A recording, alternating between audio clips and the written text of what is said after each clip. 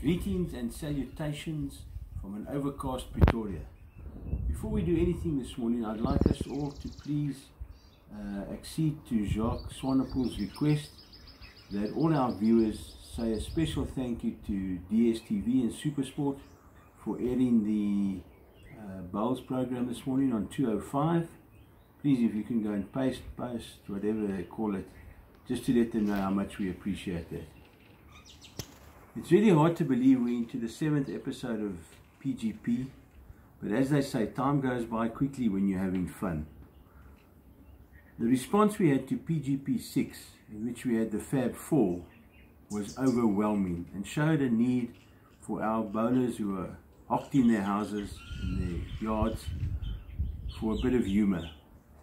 And this morning's program is consisting of a bit of humour, if you can call that, from quite a well-known figure in the bowling fraternity, as well as a rather incisive email from a member of the BSA National Standing Committee for Coaching. I'm taking a backseat this morning and just using the content of these two people.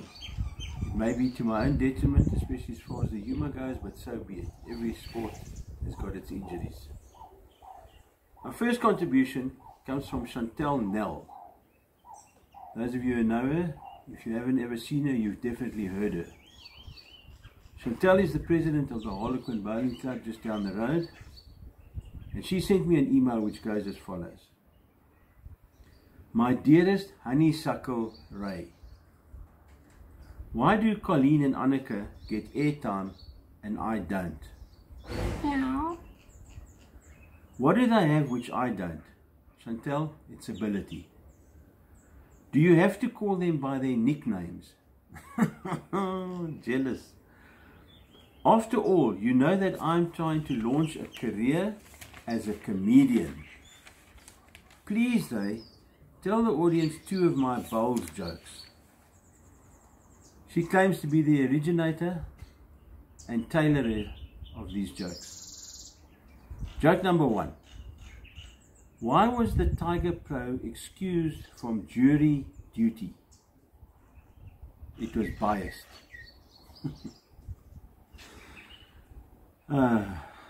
This Force team walks into the bank. You would have thought one of them would have seen it.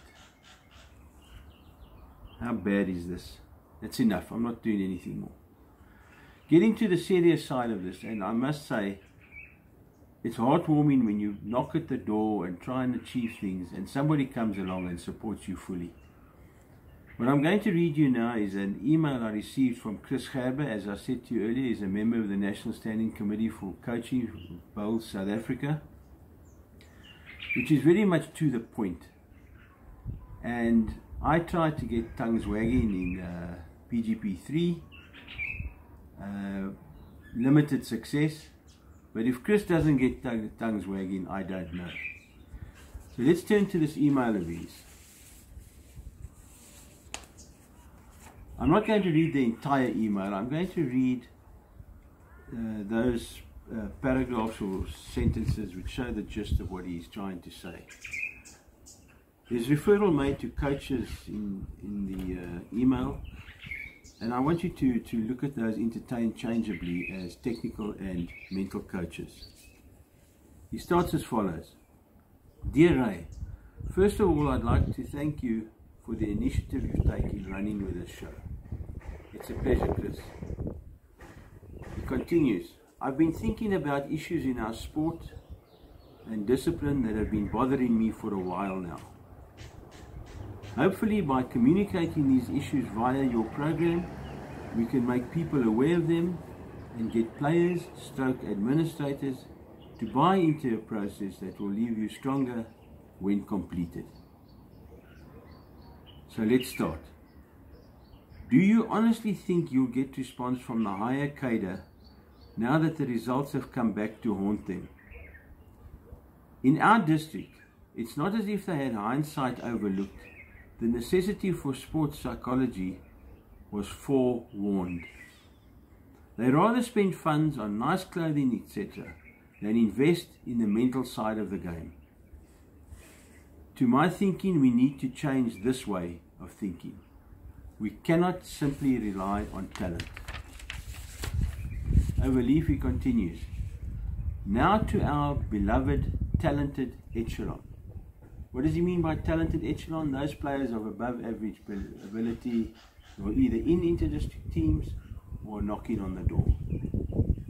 I hear players hinting that sports psychology needs attention and that the district should invest in this aspect. He then asks a question, very interestingly, but what self-investment is there from the players in their own game?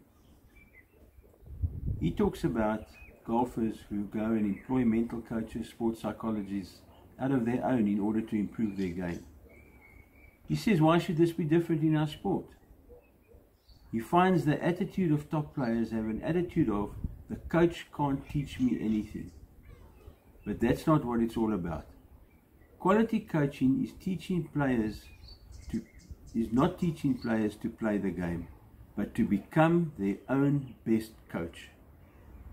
Having a head coach at a district practice does not cut it. The reason for this is that the appointed coach does not have the necessary knowledge, insight into the individual's personal circumstances, etc., to help him in the allotted time of the session. It is thus understandable that in the few instances where an appointed coach was present at a TID camp, not once were the individuals helped by him/her. It's just not possible. Very telling. Chris goes on to add that a coach can be a powerful resource and then lists 6 interesting aspects that a coach's value can be seen in to help you get clear about your goals. 2. Identify blind spots, areas of the game that you may not be aware of or the importance thereof. He can teach you to be accountable. People often respond better to commitment when they have to report back to someone. He she can focus on your development efforts so that time and energy are not wasted. Overall, gain a competitive advantage over other players. And importantly and interestingly, his last point is, a coach can assist you to feel happier, bringing greater enjoyment to the game. He concludes by saying, go and find yourself a decent coach, not necessarily an ex-provincial player who has talent, but most probably no coaching skills. After all, you don't need someone to teach you the game. You want to develop the talent that you have. Chris, thank you very much for that contribution, and I'm sure there's a lot of people who will see value and who will understand who he's talking about. I thought in saying goodbye today that I'd give you some proper talent. Listen to that. I'd give you some proper humor in the light of the pathetic effort Chantel Nell had. This guy's sitting in his room on a Saturday at about 12 o'clock, just having shined up his Tiger Pros on his way to his league match, and his wife walks into the room and says to him, bowls, bowls, bowls, bowls, bowls. I am sick and tired of playing second fiddle. He calmly looks at her and says, my sweetheart, you're not even in the damn band. Goodbye.